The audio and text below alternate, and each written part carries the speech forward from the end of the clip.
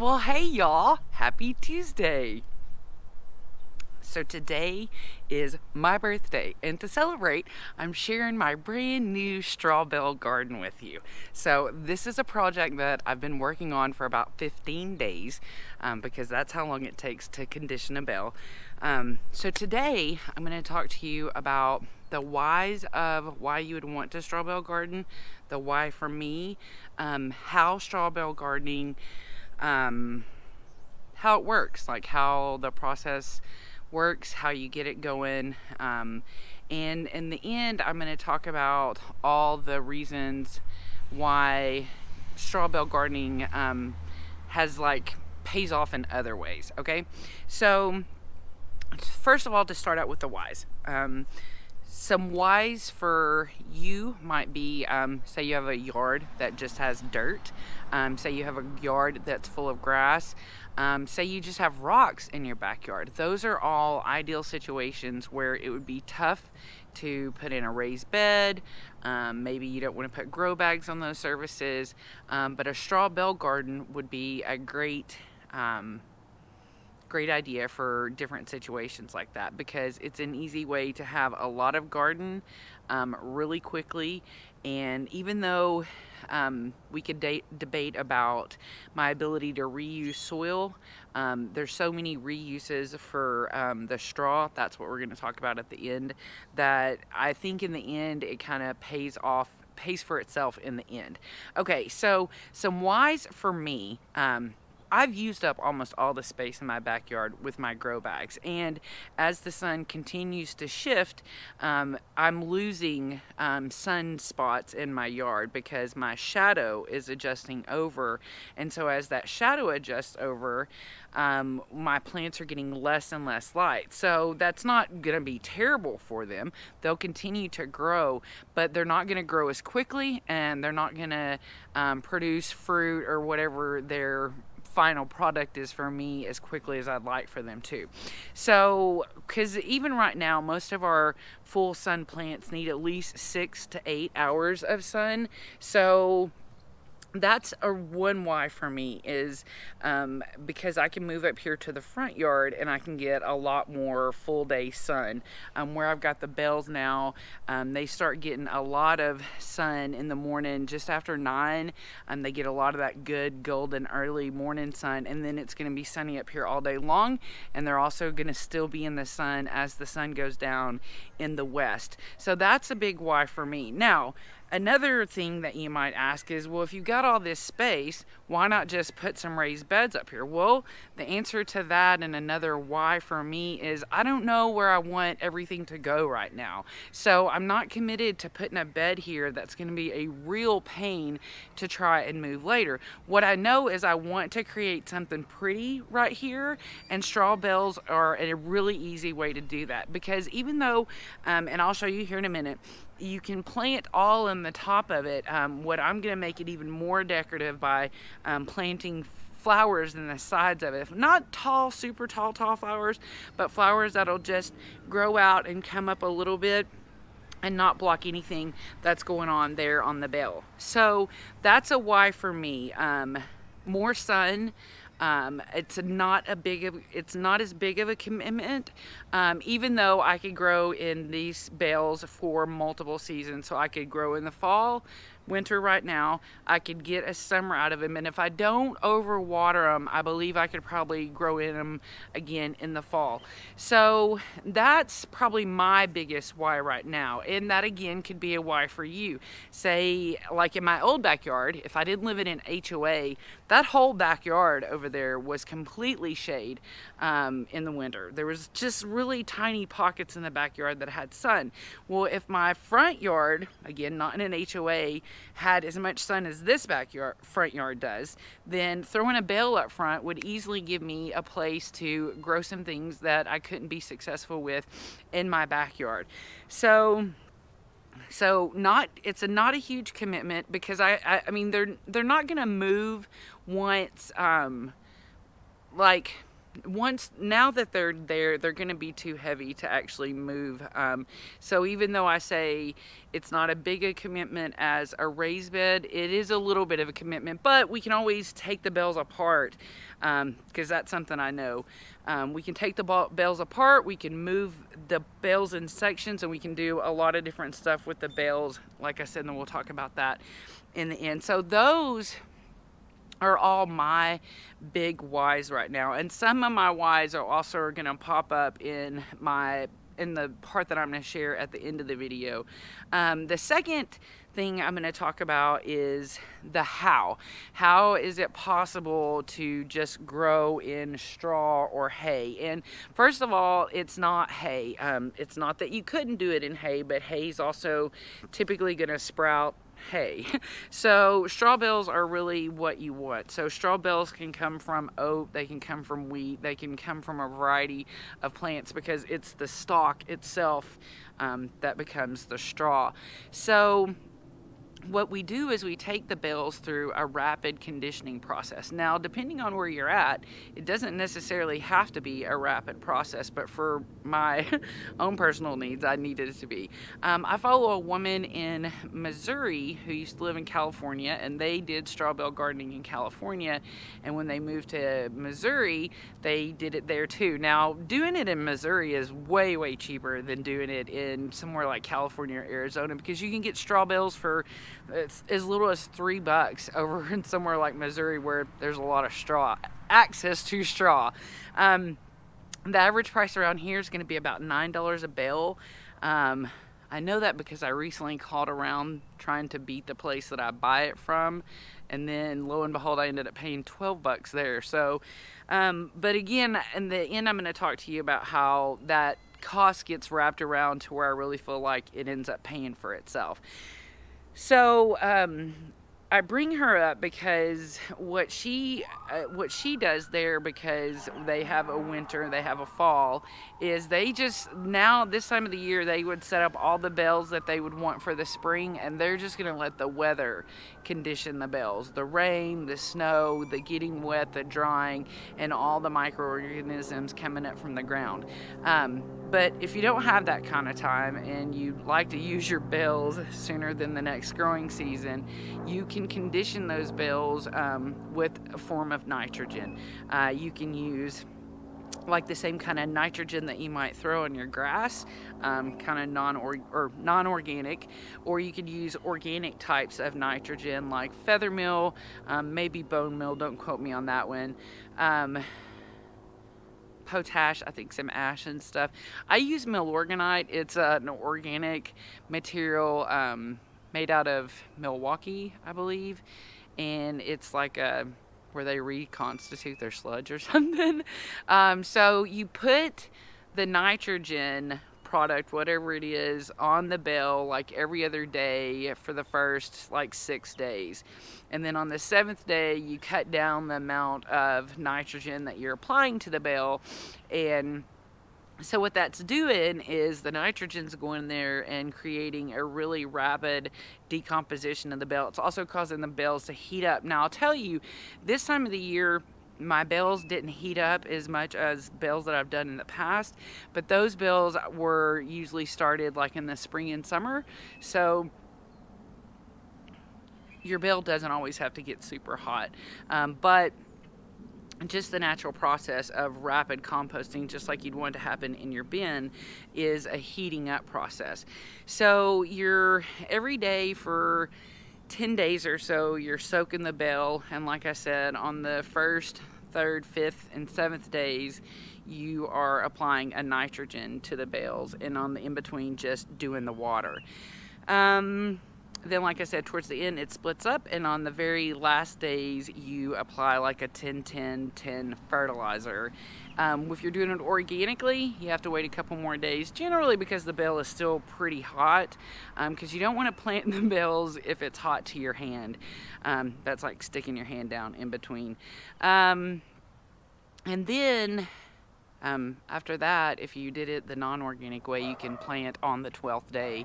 But if you did it the organic way, which for me put planting yesterday. So I planted in my bale yesterday.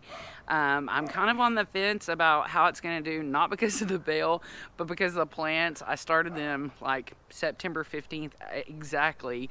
So they were kind of in the tray for a long time, but I'm also excited because I've, in a side-by-side comparison between 4 bales that I had one time and a 4x4 raised bed. Ooh, there's a bee or a wasp right there.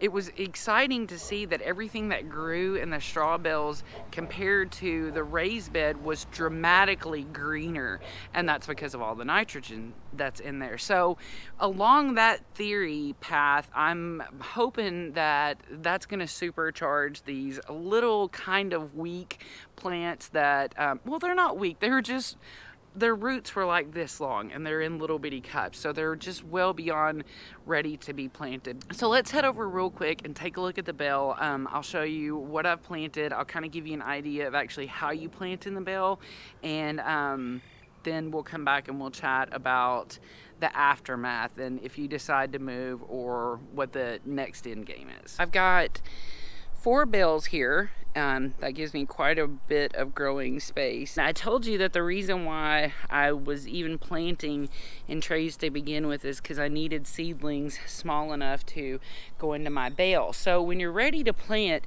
all you have to do is just stick your spade down in here, and you can kind of see how that's loose. And with a spade, it's a lot easier. So you just kind of make a wedge in there, and then you just stick your plant down in there. So I don't have enough of these to cover everything, but you kind of get the gist of it and the idea. Now, if you wanted to plant seeds on here, all you have to do is put some compost or put some of your garden soil, not dirt from the ground, because it have weeds and seeds in it. But you just put some of that here, plant your seeds in it, and then just it'll come up. Now, what I was talking about the flowers is along here, you can go in on the sides and poke seeds in here, and then those seeds are going to sprout, and they're naturally going to look for the sun, so they're going to point up like this. So this is just the beginning of my new front yard straw bale garden, and I really overplanted this because, one, like I said, I don't know how well these seedlings are gonna do because they were in the tray so long, so they kind of seem a little puny, but this way, if some don't do good, then hopefully some of the other ones that are there in its place will do good. So this is how I feel like no matter what goes on with your straw bales, that in the end, if you pay $3, if you pay $9, if you pay $12, I probably wouldn't pay over $12. I'm not going to pay $12 again. I'll go to one of those other people that has it for $9. And if I wasn't looking on the internet and I could just connect with a local guy here, maybe I could even do a little bit better than that, like a local farmer, not like a local feed store or something. But the reason why I think that in the end, a straw bale pays for itself is you can get more than one season out of it, but say again, like if you didn't want to get another season, or you're like me and all of a sudden boom, you have to move. So first of all, when we moved, we had things already going in our straw bale garden for the summer. We had a couple of tomato plants in there. Those are the 2 things significantly I remember, because what we were able to do is just like take my hoary knife and go in and cut out basically the width of what the grow bag size is that I use, and lift those plants actually out of the bale, because through this conditioning it becomes almost its own soil medium, if you will. So if you had to move, or you just decided that's not where I want that to be at all, I do know that you can cut and lift your plants out of the bale.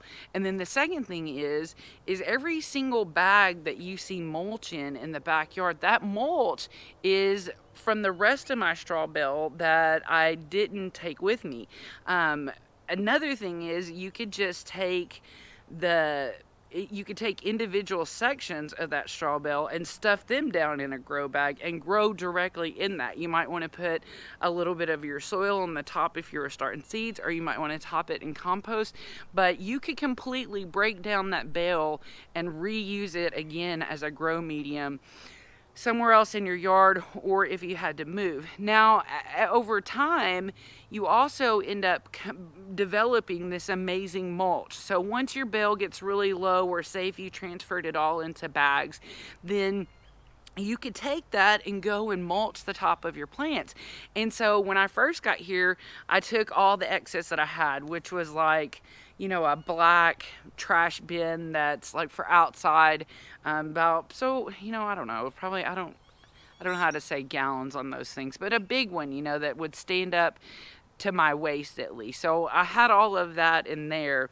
I mulched all my bags, and now you can see the bags where that has all actually broken down, so it's really fine in there, and where before it was visibly straw. So it's not only going to make an awesome mulch, but it's also going to be kind of continually feeding your bag as it breaks down, or whatever you're mulching. If you're mulching the ground, or if you're mulching a raised bed, it's going to be continually feeding that. So if you wanted to and you didn't see the value in using that awesome mulch, you could also take it and put it directly into your compost, and you're just introducing a whole new rich form of microorganisms, already kind of composted matter, and just a really good, beautiful push into your compost pile. So no matter what, that bale for me doesn't end until it's that little bitty matter that's on the tops of my bags.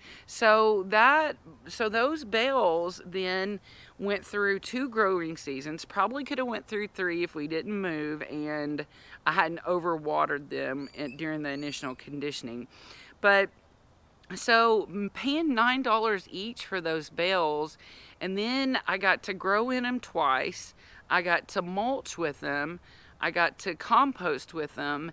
So that $9 paid for itself over and over again, because if I'd bought, or, you know, if I had to do the work of getting, and I like the straw better than doing a wood chip, because different things are attracted to wood chips that aren't attracted to straw in that way. So I really love this concept, and I know that you might read things here about in Arizona how they dry out, they use too much water.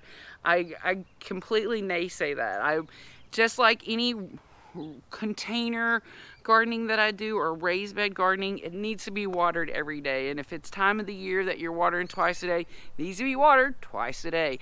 But it doesn't need any more water than anything else that you've got going on. In addition to that, sitting in my flood irrigation, it pulls up water just like the bags do, so it gets an extra boost at that time. So if you're in a situation where all of the practical things or notions that you have about gardening aren't working for you, can't be feasible for you, then perhaps even just having one bale could give you a little bit of a growing space that you're looking for. And then you've got so many options with it if something were to change, or you just didn't like the situation. So I hope that this encourages you to reflect on this growing style. Because I know, like right now, I wish I had more straw to mulch new bags that I have in the backyard. I mean, like, that's how kind of obsessed I am with this straw. So I think this is a great concept. And like I said, one last thing that I didn't mention in any of my why is it's also a great way to build your soil, or kind of a long-term sheet mulching.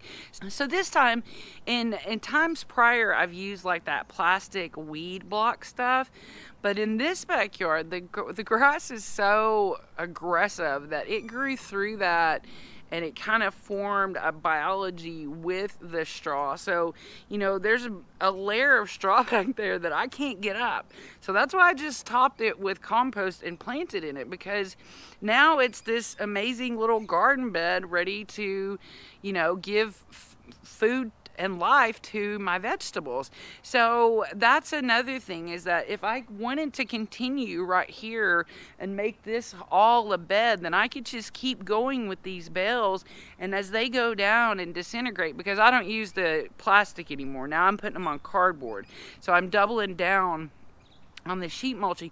So it's also a way that you could build your soil and build it in a place where you're trying to get rid of the grass, but you don't want to be as aggressive as like a sheet mulching or a lasagna garden. So I hope this was interesting for you, and I hope you have a great day. And as always, thanks for tuning in whenever you get a chance.